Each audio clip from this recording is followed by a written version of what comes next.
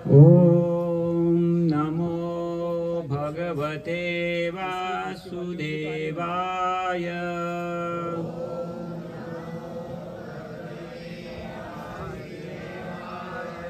ओम नमो भगवते वासुदेवाय।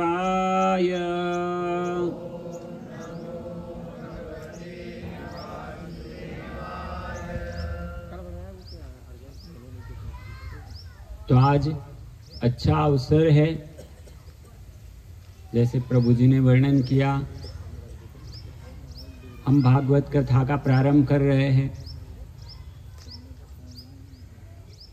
और श्रीमद् भागवत का सबसे पहला श्लोक जो है वो ये है, ओम नमो भगवते वासुदेवाय। तो भागवत क्या है?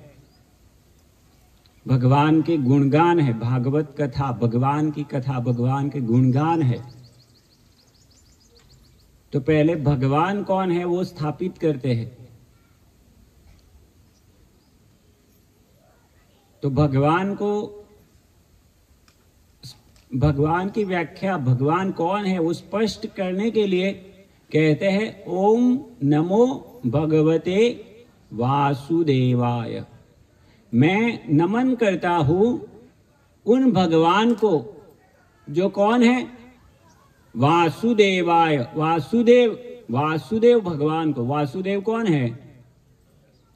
वासुदेव कृष्ण, वसुदेव के पुत्र जो है वो। तो भागवतम, पूरी भागवत किसका वर्णन कर रही है? पूरी भागवत भगवान श्री कृष्ण जो वसुदेव के पुत्र है उनका वर्णन कर रही है। तो भागवत कथा अर्थात कृष्ण कथा, भगवान कृष्ण के विषय में कथा होती है।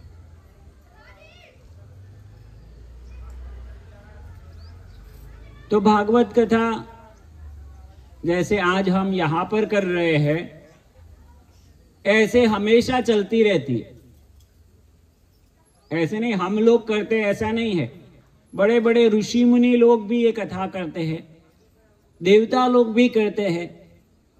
शिव पार्वती भी ये भागवत कथा करते रहते हैं। पार्वती जी हमेशा भगवान के विषय में उनको पूछती रहती है और शिव जी उनको बताते रहते हैं।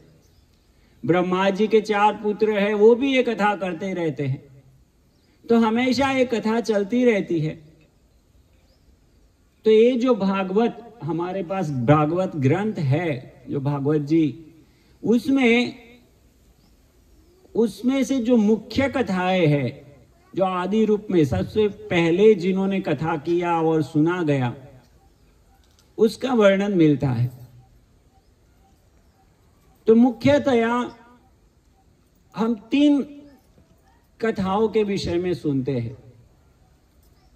एक कथा हुई थी नैमिषारण्य में। नैमिषारण्य में सब ऋषि मुनि एकत्र हुए थे और ऋषि मुनि क्या कर रहे थे उधर? तो ऋषि मुनियों ने देखा था कि ये कलयुग आने वाला है और कलयुग बहुत ही खराब होगा, लोग बहुत ही त्रस्त हो जाएंगे, दुखी हो जाएंगे। तो कलयुग के प्रभाव को पीछे हटाने के लिए उन्होंने एक यज्ञ का सत्र प्रारंभ किया था। बहुत ही लंबा यज्ञ करने वाले थे। तो यज्ञ के बीच में अंतराल पड़ता था, तब वो रोमहर्षण सूत करके एक व्यक्ति थे, उनके मुख से कथा सुनते थे। लेकिन जब भगवान बलराम वहां गए तो वो बाकी सब ने भगवान बलराम को पहचान लिया और उनको मान सम्मान दिया। लेकिन ये जो रोमहर्षण सूत थे, उन्होंने सोचा कि मैं तो व्यासपीठ पर बैठा हूं, मुझे क्यों खड़ा होने की जरूरत है। इस प्रकार से उनके अंदर अहंकार का प्रगटीकरण हुआ और भगवान बलराम ने देखा कि ये सही नहीं है। जो भागवत की कथा करता है वो इस प्रकार से अहंकार से ग्रस्त है, वो सही नहीं है। और इसलिए बलराम जी ने क्या किया, उनको एक तिनखा लेके उनका शिरच्छेद कर दिया। तो जो ऋषि मुनि थे उन्होंने कहा कि आपकी बात सही है, लेकिन अभी हम कथा किनसे सुनेंगे?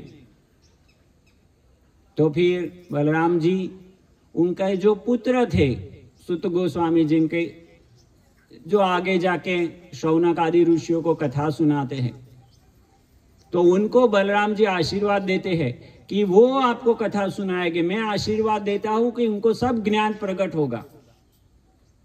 और फिर सुत गोस्वामी वो कथा आगे प्रारंभ करते हैं भगवान बलराम के आशीर्वाद से। तो कथा प्रारंभ करने से पहले बलराम जी, जो बलराम जी कौन है? आदि गुरु, सबसे पहले गुरु, आदि गुरु बलराम जी है, जो हमको भगवान कृष्ण की सेवा कैसे करनी है वो सिखाते हैं।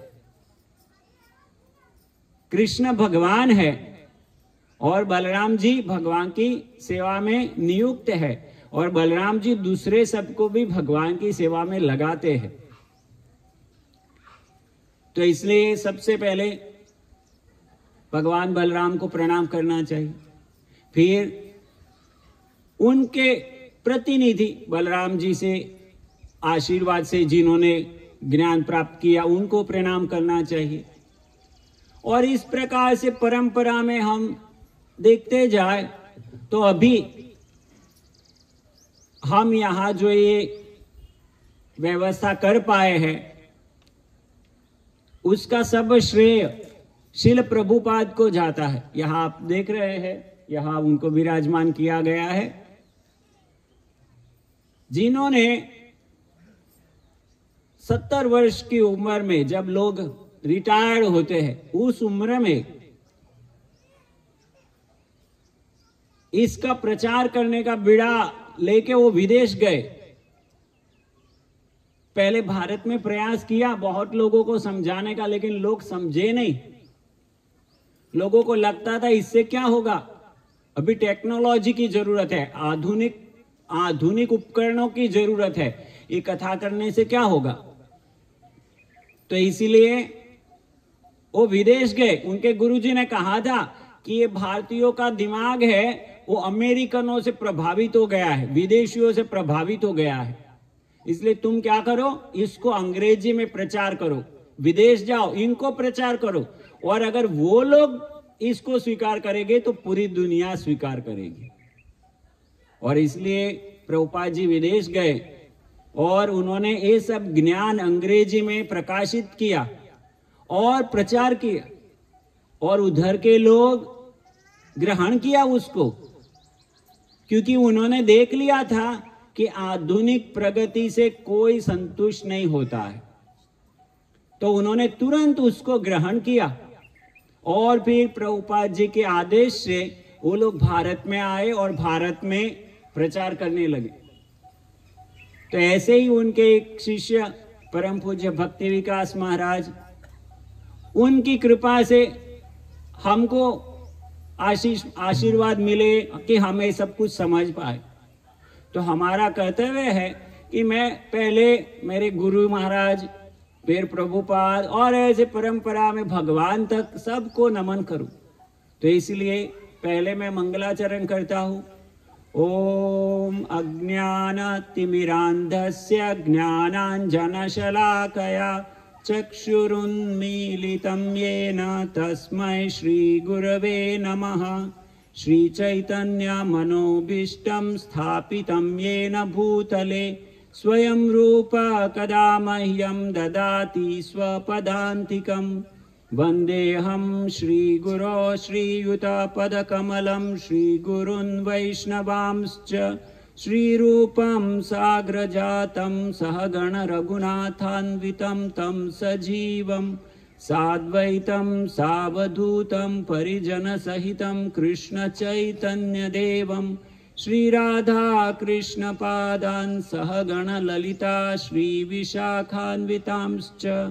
नम ओं विष्णुपादाय कृष्णप्रेष्ठाय भूतले श्रीमते भक्तिवेदांत स्वामिनिति नामिने। नमस्ते सारस्वते देवे गौरवाणी प्रचारिणे निर्विशेष शून्यवादी पाश्चात्य देश तारिणे जय श्री कृष्ण चैतन्य प्रभु नित्यानंद श्री अद्वैत गदाधर श्रीवासादि गौर भक्त वृंद हरे कृष्णा कृष्णा कृष्णा हरे हरे हरे राम राम राम हरे हरे। ये सब प्रसाद लिखी चैतन्य लीला गुण जाने माना जाने कर यापन शोधन मूर्ख निक्षुद्र मुई विषलालस वैष्णवाज्ञा बोले करे ते साथ। तो ऐसे महान गुरुजनों की आज्ञा से, उनके आशीर्वाद से आज हम कुछ प्रयास करेंगे। जो नैमिषारण्य में सुत गोस्वामी ने शौनक आदि ऋषियों के कथा सुनाई थी, तो नैमिषारण्य में जब ये सत्र चल रहा था, बीच में सुत गोस्वामी को ये ऋषि जिनके प्रमुख थे शौनक ऋषि, वो प्रश्न करते थे। और उनका प्रश्न क्या था? उनका प्रश्न था कि हम यहाँ एकत्र हुए हैं, ये यज्ञ कर रहे हैं जिससे लोगों का मंगल हो। एक कलयुग आ गया है, लोगों की स्थिति नीचे जाने वाली। जो ऋषि मुनि होते हैं वो देख पाते हैं भविष्य को, तो उन्होंने देखा कि भविष्य बहुत खराब है, तो उन्होंने यज्ञ प्रारंभ किया। ऋषियों का कार्य यही है, लोगों का कल्याण का कार्य करना। तो उन्होंने यज्ञ प्रारंभ किया था लोगों का कल्याण करने के लिए। लेकिन उन्होंने देखा कि ये यज्ञ से ज्यादा कोई परिवर्तन नहीं हो रहा, ज्यादा कुछ लाभ नहीं हो रहा है, खाली उनके मुंह काले हो रहे हैं। तो उन्होंने कहा कि इससे तो काम नहीं बनेगा। तो सुत गोस्वामी को प्रार्थना किया उन्होंने कि आप कोई उपाय बताए कि जिससे पूरे जगत का कल्याण हो, सबका भला हो, सब लोग ये कलयुग के असर से, जो कलयुग के प्रभाव है, उससे मुक्त हो सके। और इस प्रकार से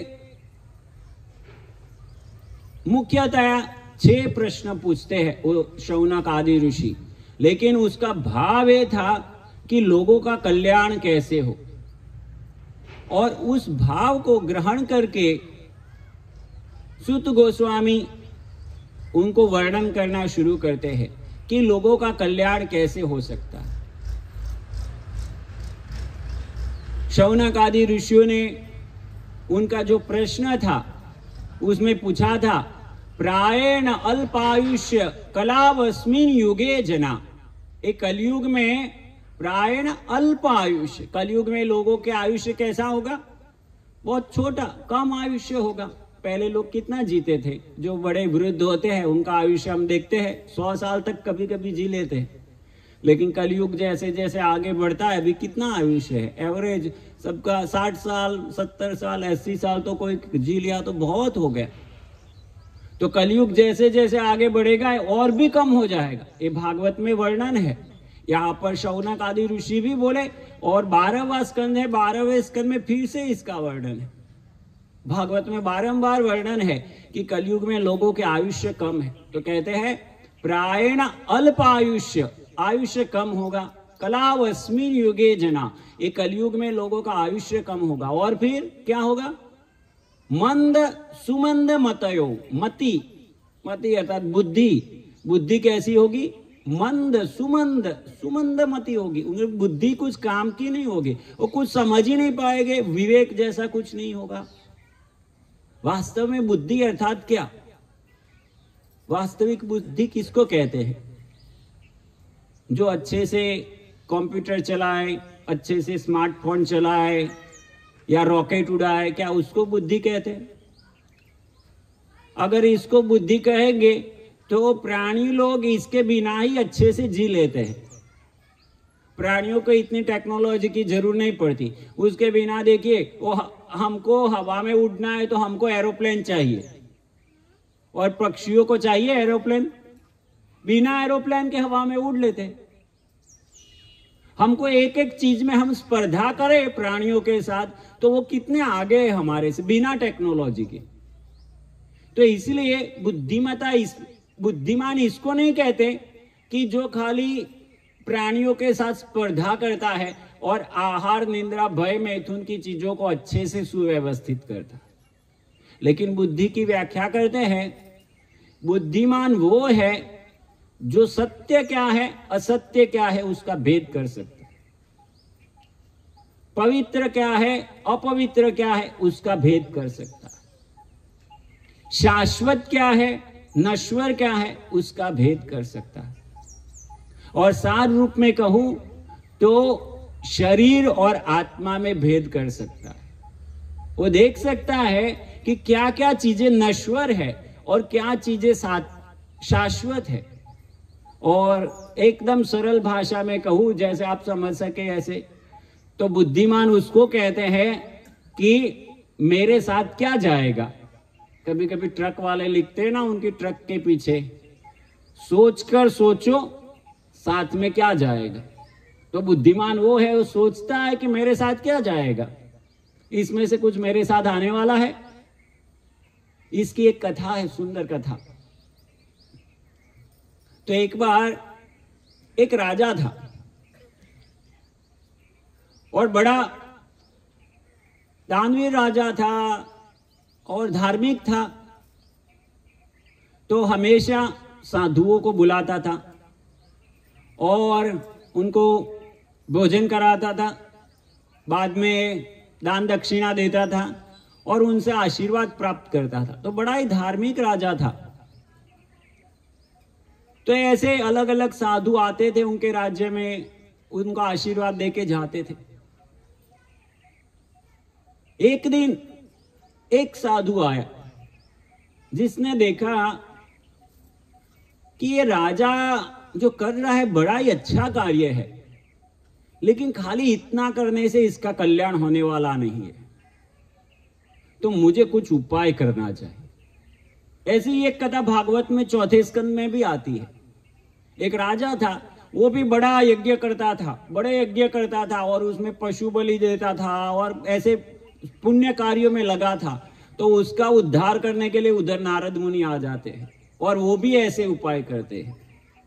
तो ये साधु ने सोचा कि क्या उपाय करूं, क्या उपाय करूं, क्या उपाय करूं। और फिर वो चला गया। जाने से पहले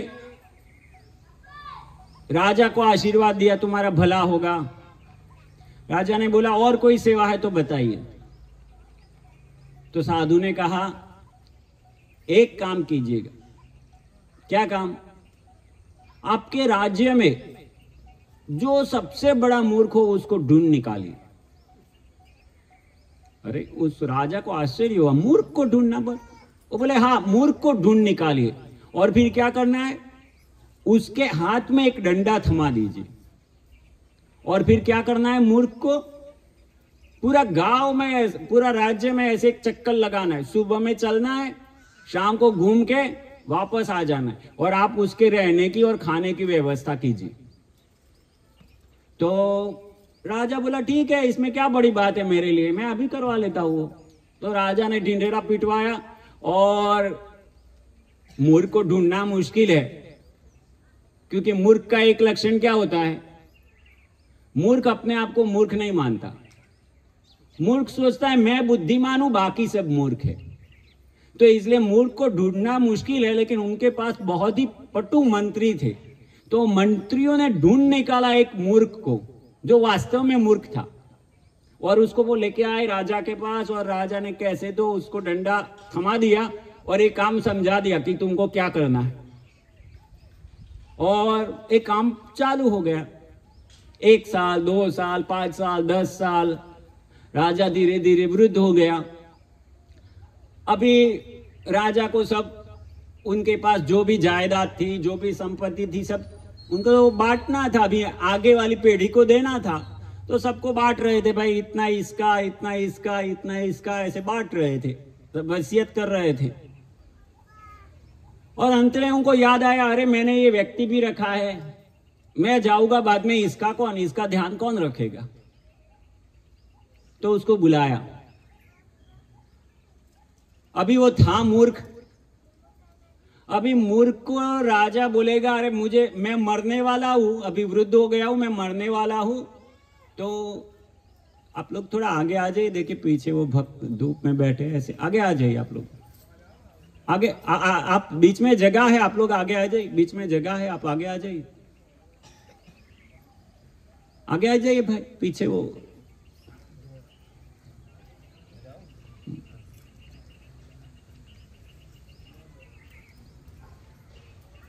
तो वो राजा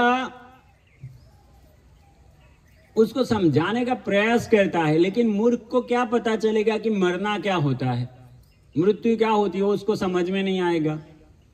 तो राजा ने सोचा इसको मैं ऐसा कहता हूं कि मैं एक बड़ी यात्रा पे जा रहा हूं। तो मूर्ख को बोला कि मैं अभी एक यात्रा पे जाने वाला हूं। मूर्ख ने कहा अच्छा, तो कितने दिन बाद वापस आएंगे आप?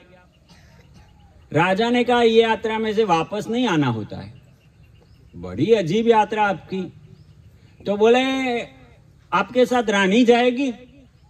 नहीं, बोले कोई रानी नहीं जा सकती इसमें। राजा की बहुत रानियां थी, लेकिन बोले कोई रानी मेरे साथ नहीं जा सकती। बोले अरे ये तो और अजीब बात है। फिर बोले तो आप इतनी लंबी यात्रा में जा रहे तो कुछ खाना इत्यादि साथ में लेके जाइए। तो राजा बोल रहा है नहीं, ये खाना पीना उसमें साथ में नहीं ले जा सकते। तो बोले कम से कम कुछ पैसे लेके जाओ, इतना आपका भंडारा है उसमें से कुछ लेके जाइए, रास्ते में काम आएगा, आप खरीदी कर सकते हैं। राजा बोला वो भी इसमें साथ में नहीं जाएगा। तो बोला मूर्ख बोला ठीक है मुझे बताइए मुझे क्या करना है, मुझे आना है साथ में। बोले तुम भी नहीं आ सकते मेरे साथ में, तो करना क्या है? वो बोले अभी एक उपाय दिखाता हूं मैं, अभी मैं जा रहा हूं तो बाद में तुम्हारा ध्यान कौन रखेगा? तो बोलो क्या करूं मैं? तो बोले तुम एक काम करो, राज्य में जाओ और तुमसे भी बड़ा मूर्ख ढूंढ निकालो और ये डंडा उसके हाथ में थमा देना, और तुम आज से मुक्त, मैं तुमको धनराशि देता हूं, उससे तुम्हारा जीवन चलेगा, तुमको ये चक्कर काटने की जरूरत नहीं है। तो मूर्ख थोड़ा सोचता है और फिर राजा को बोलता है कृपया ये डंडे को आप पकड़िए। तो राजा चौंक जाता है, मुझे क्यों डंडा पकड़ा रहा है? फिर राजा थोड़ा ऐसे कड़क स्वर में बोलता है क्या तुमको लगता है मैं मूर्ख हूं? मूर्ख बोलता है माफ कीजिएगा लेकिन लगता तो ऐसा ही है। बोला क्यों, मैं क्यों मूर्ख हूं? बोला देखो आपने कितनी लड़ाइयां लड़ी, कितना साम्राज्य बड़ा किया, कितनी धन संपत्ति एकत्र किया, कितनी रानियां किया, और देखिए तो आपका साम्राज्य का विस्तार इतना सारा है, लेकिन अभी आप जा रहे हैं और आप बोल रहे हैं आप कुछ साथ में नहीं ले जा सकते। तो आपसे बड़ा कोई मूर्ख हो सकता है? मैं कुछ काम किए जा रहा हूं और मुझे कुछ मिलने वाला नहीं है, तो इसको क्या बोलते हैं? मूर्ख बोलते हैं। तो ये मूर्ख और बुद्धिमान की पहचान है। मूर्ख व्यक्ति वो है जिसको ये समझ में नहीं आता है कि मैं किस लिए काम करता हूं, मैं एक कार्य कर रहा हूं, इससे मुझे क्या मिलेगा, मेरे साथ क्या आएगा।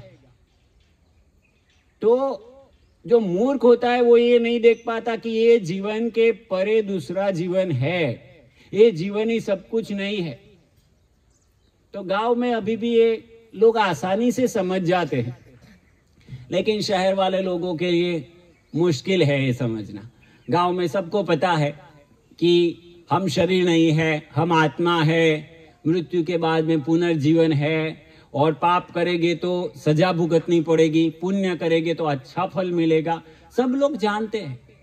लेकिन जितनी जितनी शहर की हवा लगती जाती है उतना उसको भूल जा रहे हैं। तो ये भागवत में वो बता रहे हैं कि कलयुग का लक्षण क्या है, मंद सुमंद